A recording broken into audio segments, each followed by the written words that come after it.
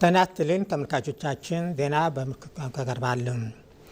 ኢትዮጵያ በአረንጓዴ ልማት የምታከናውናቸውን ተግባራት ወደ ኢኮኖሚያዊ ሀብት ለመቀየርና ተጨማሪ የካርቦን ፋይናንስ ለማሰባሰብ የሚያስችላት የዲጂታል ልኬትና ማረጋገጫ ስርዓት ወደ ተግባር ለማስገባት በመጨረሻው ምዕራፍ ላይ ናት። የፕላን እና ልማት ሚኒስትር ዴኤታ ስዩም መኮንን እንደገለጹት አዲሱ የዲጂታል ስርዓት እየተዘጋጀ ያለው የሕግ ማዕቀፍ የሙቀት አማቂ ጋዝን በመቀነስ ለዓለም አቀፍ ገበያ የምታቀርብበት የካርቦን ግብይት በታማኝነት ለመምራት ወሳኝ ቅድመ ሁኔታ ናቸው ብለዋል።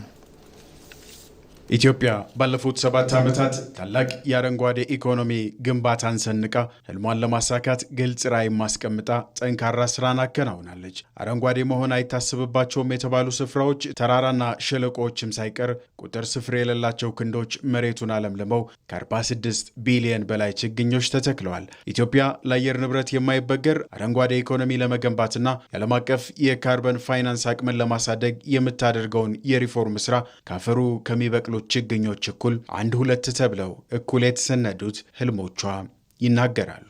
የመጀመሪያው በ10 ዓመቱ የልማት እቅዳችን ላይ ዋነኛ አንዱና ትልቁ ፒላር ነው ተቀምጧል። ለአየር ንብረት ለውጥ የማይበገር አረንጓዴ ኢኮኖሚ መገንባት ነው። ሁለተኛ በከፍተኛ ደረጃ የሙቀት አማቂ ጋዞችን ለመቀነስ የሚያስችል ግብ አስቀምጠናል። በሶስተኛ ደረጃ በረጅም ጊዜ የሙቀት አማቂ ጋዞችን ለመቀነስ የሚያስችልና በ2050 ዜሮ ለማድረግ የሚያስችል ኮሚትመንት ውስጥ ገብተናል። እንደ ሀገር በጣም ብዙ የሰራናቸው ብዙ ለውጥ ያመጣንባቸው ስራዎች ቢኖሩም በዓለም አቀፍ ደረጃ በበቂ መንገድ እውቅና አግኝተው በበቂ መንገድ የኛን ኮሚትመንት በማሳየት ረገድና ተጨማሪ የፋይናንስ አቅም ወደ ሀገር ሞቢላይዝ በማድረግ ረገድ የራሱ የሆነ ፈተና ደቅኖ የቆየበት ሁኔታ እንደነበረ ያው በስራው ላይ ያለን ሰዎች እንረዳለን፣ እንገነዘባለን። ታዲያ ኢትዮጵያ ያከናወነችውን ግዙፍ የአረንጓዴ አሻራ ስራ ወደ ላቀ የኢኮኖሚ አቅም ለመቀየር የሚያስችል የዲጂታል የካርበን ልኬት ሪፖርትና ማረጋገጫ ኤምአርቪ ስርዓትና ጠንካራ የህግ ማዕቀፍ ማዘጋጀት ግድ ብሏታል። በዚህ ስርዓትና በህግ ማዕቀፍ ውስጥ የተሰነደው መረጃ ላይ ተመስርቶ አስተማማኝ ስርዓት ለመዘርጋትና በሂደቱም የራስን መረጃ ለመቆጣጠር ደግሞም ለመሞገት አስተማማኝ አቅምን የሚሰጥ ነው።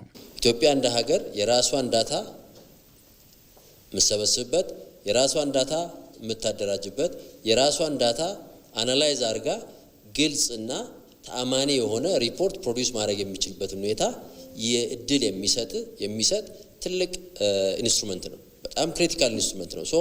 ማናቸውንም የአየር ንብረትን ለመከላከል የምንወስዳቸው እርምጃዎችን በሙሉ በትክክል ወደሚለኩ ወደሚቆጠሩና በተፈለገው አካል ሊረጋገጡ በሚችሉ መንገድ የመቀየር ስራ እስካልሰራን ድረስ እንደ ሀገር የጀመርናቸውን ጥረቶች ለዓለም አቀፉ ማህበረሰብ ማሳየት የምንችልበት ሁኔታ አይፈጠርም ማለት ነው። ያን ለመፍጠር የዲጂታል ኤምአርቪ ጠንካራ ዲጂታል ኤምአርቪ መኖሩ ለካርበን ግብይት ሁነኛ አቅም ነው። ሁለተኛ የህግ ማዕቀፍ ነው። ካርበን ማርኬት በጣም ጠንካራ የሆነ የህግ ማዕቀፍ ይፈልጋል። ያ ህግ ማዕቀፍ ሽያጩ እንዴት ነው የሚፈጸመው? ፕሮጀክት እንዴት ነው የሚቀርበው? እነማን ናቸው የሚያጸድቁት? ማን ተቋም ምን አይነት ሚና አለው የሚለውን በዝርዝር የሚገልጽና ለኢንቨስተርስ ወይም በዚህ ካርበን ፕሮጀክት ላይ ኢንቨስት ማድረግ የሚፈልጉ ሰዎች የበለጠ ትረስትና ኮንፊደንስ የሚሰጣቸው የህግ ማዕቀፍ ይፈልጋሉ። ያን የህግ ማዕቀፍ ነው እንደ ሀገር አዘጋጅተን አሁን ለማጸደቅ የመጨረሻው ጫፍ ላይ ደርሷል። ዓለም የበከለውን አየር ለመጠበቅ በአረንጓዴ አሻራ የተሰሩ ስራዎችንም ለማስቀጠል የአካባቢ ጥበቃ ስራ ወሳኝ ነው። ከካርበን ሽያጭ ከሚገኘው ትሩፋትም የህብረተሰቡን ተጠቃሚነትና የአካባቢን ደህንነት ማረጋገጥ በመንግስት ቅድሚያ የተሰጠው ጉዳይም ነው። እንግዲህ ግሪን ሌጋሲ በባለፉት 7 ዓመታት ከ46 ቢሊዮን ሲድሊንግስ በላይ መትከል ተችሏል። ይሄኛውን መንከባከብ፣ መጠበቅ ለዛ ለካርበን ሽያጭ በምንሄድበት ጉዞ ውስጥ ትልቅ እምርታ የሚያሳይ ትልቅ እድል የሚፈጥር ኦፖርቹኒቲ ያለበት ገና ኢትዮጵያ ያልተጠቀመችበት ኢትዮጵያ በህግ አሁን ገና ነው ህግ እያወጣች ያለችው። ሌሎች ዓለም በበከለው አጌን የክላይሜት ቼንጅ ተጠቂ ነን እንደ ሀገር።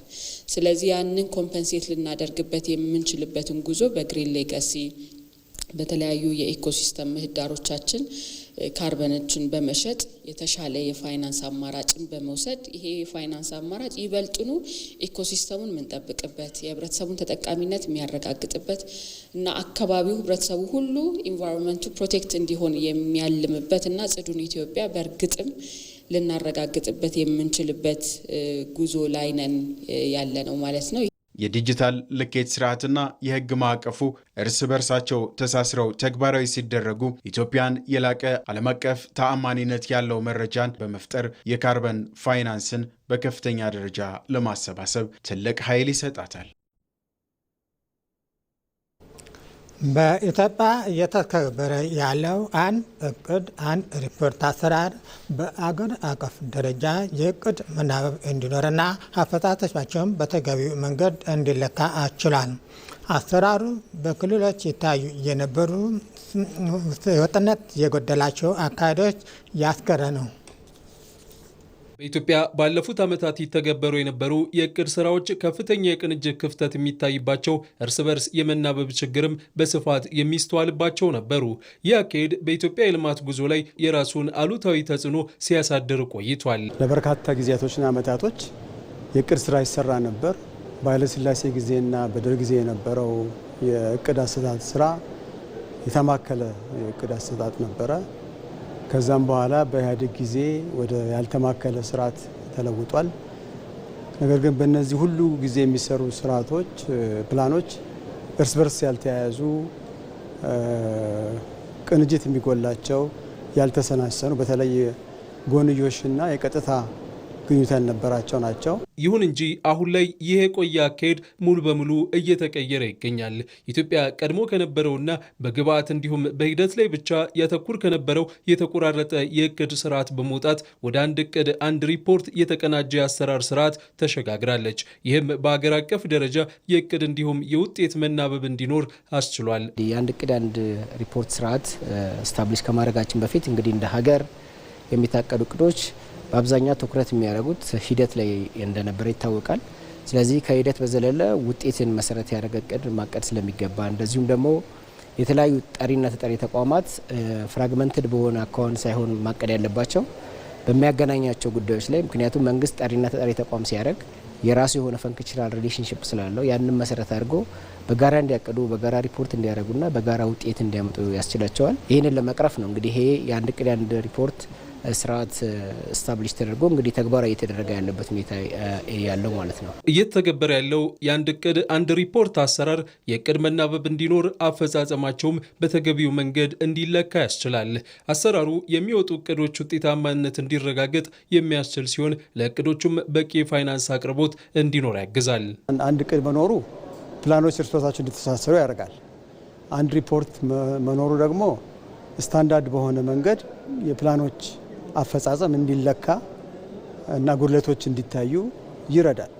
ሌላው ትልቁ ነገር እየታየ ያለው ምንድነው? እስካሁን ድረስ ፕላኖች እቅዶች ሲሰሩ ትኩረቱ ሂደቱ ላይ ነው፣ ትኩረቱ ግብአቶች ላይ ነበረ።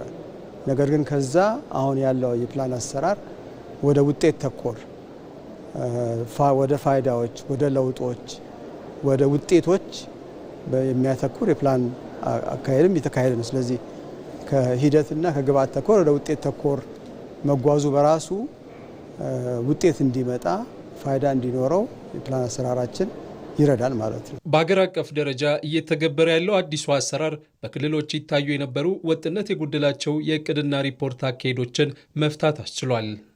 ከአሁን በፊት የነበረው የእቅድና የሪፖርት አሰራር ትንሽ ያለመደራጀት እና አንድ አይነት ፎርማት ያለመከተል ነገሮች ነበሩ። ሌላው ደግሞ የመረጃዎች ጥራት እጥረት ነበረ እና የክትትል ስርዓቱም በደንብ የተዘረጋ አይደለም። አሁን ግን በአንድ እቅድ በአንድ ሪፖርት እየመጣ ያለው ነገር ይሄን ነገር በጣም የሚቀርፍ ይሆናል ማለት ነው። ይህ የተቀናጀ የእቅድና ሪፖርት ስርዓት የኢትዮጵያን የረጅም ጊዜ የኢኮኖሚና የማህበራዊ እድገት ግቦች ለማሳካት ቁልፍ ሚና እንደሚኖረውም ተመላክቷል። በሰባተኛው ጠቅላላ ምርጫ ከፍተኛ ቁጥር ያላቸው መራጮች ድምፅ ለመስጠት መዘጋጀታቸውን የኢትዮጵያ ሕዝብ ለሰላም ለዲሞክራሲና ለሀገር ግንባታ ያለውን ጽኑ ፍላጎት ያሳየበት ታሪካዊ ምዕራፍ ነው። ሰባተኛው ጠቅላላ ምርጫ የድምፅ መስጫ ቀን የቀናት ዕድሜ ብቻ ቀርቶታል። ሰባተኛው ጠቅላላ ምርጫ የድምፅ መስጫ ቀን የቀናት ዕድሜ ብቻ ቀርቶታል። የድምፅ መስጫ ቀን ግንቦት 4 የተቆረጠለት ሰባተኛው ጠቅላላ ምርጫ ከ50 ሚሊዮን በላይ ዜጎች የመራጭነት ካርድ በመውሰድም የድምፅ መስጫዋን ቀን እየተጠባበቁ ነው። የቁጥር በኢትዮጵያ ምርጫ ታሪክ ውስጥ ከፍተኛ ሊባል የሚችል ሲሆን የፖለቲካ ማህበራዊና ተቋማዊ ጉዞ ላይ ሰፊና ጥልቅ አንድምታዎችን ይዞ የመጣ ክስተት ነው። የመራጮች ቁጥር ከ50 ሚሊዮን ማለፉ የሚያሳየውም የመጀመሪያ እውነታ ዜጎች በኢትዮጵያ ወደፊት ዕጣ ፈንታ ላይ ያላቸውን የመወሰን ፍላጎት ነው። የቁጥር የሚያሳየው ዜጎች በምርጫ ሂደትና በሰላማዊ ፖለቲካ ሽግግር ላይ ያለው ተስፋና እምነት የጸና መሆኑን ነው። ዜጎች ድምፄ ለውጥ ያመጣል በሚል የዲሞክራሲ መብት ባለቤትነታቸውንም በተግባር ለማረጋገጥ መነሳሳታቸውንም ያመለክታል። የምርጫ ካርድ ወስጃለሁ። የምርጫ ካርድ የወሰድኩት ደግሞ ለሀገር ያገለግላል፣ ለእኔ ይጠቅመኛል፣ ለወደፊት ኢትዮጵያን በደንብ ወክ ያደርጋል ብዬ የማስበውን እንድመርጥ ነው የፈለኩት። ለዛ ነው ምርጫ ካርዱን የወሰድኩት። ቀኑን እየተጠባበቅን ነው የምንመርጠውን፣ ያው ለሀገራችን የሚበጀውን ለሕዝባችን የሚጠቅመውን ለመምረጥ ዝግጁ ነው። የምርጫ ካርድ ወስጃለሁ። ያው ለምርጫው እንግዲህ ይበጀናል የምንለውን ለሀገር ይጠቅማል የምንለውን እንመርጣለን።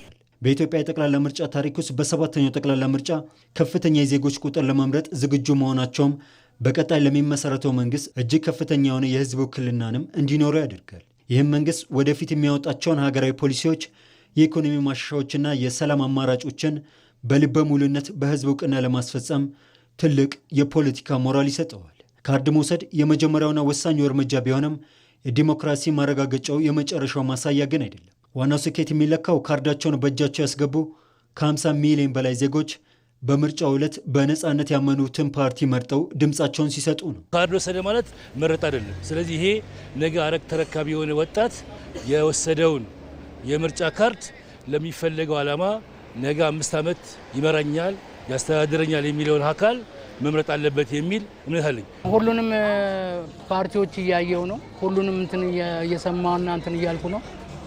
ፖሊሲያቸውን እያጠናው ነው። ከዛ በኋላ ፖሊሲያቸውን አይቼ ለኔ የሚመቸኝን አገርን ያገለግላል የሚባለውና አንድን ፓርቲ እመርጣለሁ። የሰባተኛው ጠቅላላ ምርጫ የመራጮች ቁጥር ከ50 ሚሊዮን ማለፉ የኢትዮጵያ ሕዝብ ለሰላም ለዲሞክራሲና ለሀገር ግንባታ ያለውን ጽኑ ፍላጎት ያሳየበት ታሪካዊ ምዕራፍ ነው። የዜጎችን ንቁ ተሳትፎ በኢትዮጵያ ዘላቂ ሰላምና ለውጥ ሊመጣ የሚችለው በኃይል ወይም በግርግር ሳይሆን በድምፅ ወረቀት መሆኑን በግልጽ የሚያሳይ መልእክት አለ። ዜጎች በነቂስ ወጥተው ለመምረጥ መዘጋጀታቸውም በሀገሪቱ የፖለቲካ ስልጣንን ለመያዝ ወይም ለማቆየት ብቸኛው ህጋዊና የዲሞክራሲ መንገድ ምርጫውን ብቻ መሆኑን በተግባር የሚታይበት ነው። ሰባተኛው ጠቅላላ ምርጫ ዜጎች መብታቸውን የሚለማመዱበት ብቻ ሳይሆን ኢትዮጵያ ካለፉት የምርጫ ተሞክሮች ምን ያህል ተመራ ወደ ተሻለ የፖለቲካ ምህዳር መሸጋገሯን የምታሳይበትም ወሳኝ ምዕራፍ ነው። በመጨረሻም የኢትዮጵያ ብሔራዊ ምርጫ ቦርድ ባዘጋጀው የክርክር መድረክ የወላይታ ብሔራዊ ንቅናቄ ፓርቲ፣ የኢትዮጵያ ዜጎች ለማህበራዊ ፍትህ፣ የሲዳማ ህዝብ አንድነት ዲሞክራሲያዊ ድርጅት እንዲሁም የኢትዮጵያ ፌዴራላዊ ዲሞክራሲያዊ አንድነት መድረክ ፓርቲ ተሳታፊ ሆነዋል። በትምህርት፣ በጤና፣ መሰረተ ልማትና በተያያዥ ማህበራዊ ጉዳዮች ላይ የያዛቸውን የፖሊሲ አማራጮቻቸውን ይፋ አድርገዋል።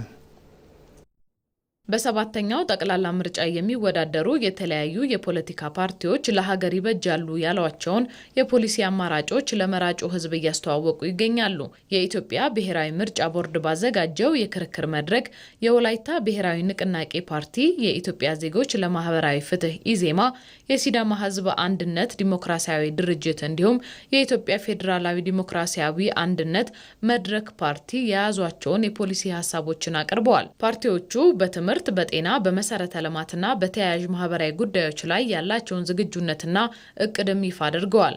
የወላይታ ብሔራዊ ንቅናቄ ፓርቲ የስርዓተ ትምህርት ለውጥ በማድረግ ዜጎች ጥራቱን የጠበቀ ትምህርት ማግኘት የሚችሉበትን ምህዳር እንደሚያመቻች ገልጿል። የትምህርት ስርዓቱን ማስተካከል፣ የትምህርት ስርዓቱ የምዘና ስርዓት አብዛኛው በሮት ሚሞራይዜሽን ወይም ደግሞ በማስታወስ ላይ ብቻ የተመሰረተው የትንተና የሀሳብ መሰብሰብ ወይም ደግሞ የግምገማና የእሴት ላይ የተመሰረተ የግምገማና የስርዓተ ትምህርት ለውጥ ያደርጋል። ለመምህራን የመኖሪያ ቤት ምቹዎችን ዩኒቨርሲቲዎች ከሃይስኩሎች ጋር እንዲመሳሰሉና እንዲደጋገፉ ይደረጋል። የሲዳማ ሕዝብ አንድነት ዲሞክራሲያዊ ድርጅት ማህበረሰብን ማዕከል ያደረገ የትምህርት ስርዓት በመቅረጽ የትምህርት ተደራሽነትን ለማረጋገጥ በትኩረት እንደሚሰራ አስታውቋል። የትምህርት ፖሊሲውን ከፖለቲካ ጥገኝነት ነፃ ያደርጋል። የትምህርት ተደራሽነት ለሁሉም ማህበረሰብ እንዲደርስ ማህበረሰብን ያማከለ በየአካባቢው የመጀመሪያ ደረጃ ትምህርት ቤቶችን ከፍተኛ ትምህርት ቤቶችንና ዩኒቨርሲቲዎችን በየአካባቢው ይገነባል። ይህን ገንብቶ ብቻ የትምህርት ለውጥ ወይም ውጤት ሊመጣ ስለማይችል በየትምህርት ዘርፉ በየእርከኑ በትምህርቱ ዘርፍ የተሰለጠኑ በቂ መምህራንን በማደራጀት በማሰማራት የትምህርትን ጥራት ያሻሽል። በችሎታና በፈጠራ ላይ ትኩረቱን ያደረገ የትምህርት ስርዓት መቅረጽ ቀዳሚው ግቤ ነው ያለው የኢትዮጵያ ፌዴራላዊ ዲሞክራሲያዊ አንድነት መድረክ ፓርቲ ነው። የትምህርት ስርዓታችን ሁሉም ዜጎች በእኩል እድል የሚያገናኝ በችሎታና በፈጠራ የተመሰረተ ከዓለም ጋር የሚወዳደሩ ትውልድን የሚያፈራ እንዲሆን መስራት ራዕያችን ነው። ፓርቲያችን መድረክ ሲመረጥ እስከ 2ኛ ደረጃ ድረስ ነፃ ትምህርት ለሁሉም ዜጎች እንዲሆን ይሰራል። በከተማና በገጠር የትምህርት ጥራት ልዩነትን ያጠፋል። በግል ትምህርት ተቋማትና በመንግስት ትምህርት ቤቶች መካከል የሚፈጠረውን የጥራትና የክፍያ ክፍተቶችን እናጠባለን። የኢትዮጵያ ዜጎች ለማህበራዊ ፍትህ ኢዜማ ማህበራዊ ፍትህን መሰረት ያደረጉና የዜጎችን ሁለንተናዊ እድገት የሚያፋጥኑ የማህበራዊ ዘርፍ ፖሊሲ አማራጮችን አቅርቧል። ማንኛውም ፖሊሲ እነዚህን መሰረታዊያን ማለትም ፍትሃዊ የሀብት ክፍፍል፣ ተደራሽነትን፣ ተሳትፎን፣ ሰብአዊ መብትን፣ አካታችነትን ያረጋገጠ መሆኑ ላይ ትኩረት ያደርጋል። በዚህ መግቢያ የኢዜማ ማህበራዊ ፖሊሲ በሚከተሉት አበይት የማህበራዊ ጉዳዮች ላይ ትኩረቱን አድርጓል። ትምህርት፣ ጤናና ድህነት። የፖሊሲ አማራጭ ሀሳቦች መራጩ ህዝብ በመረጃ ላይ የተመሰረተ ውሳኔን እንዲሰጥ ያስችላሉ። ዜናው አበቃ። ከቀሪ ፕሮግራሞቻችን ጋር መልካም ቆይታ።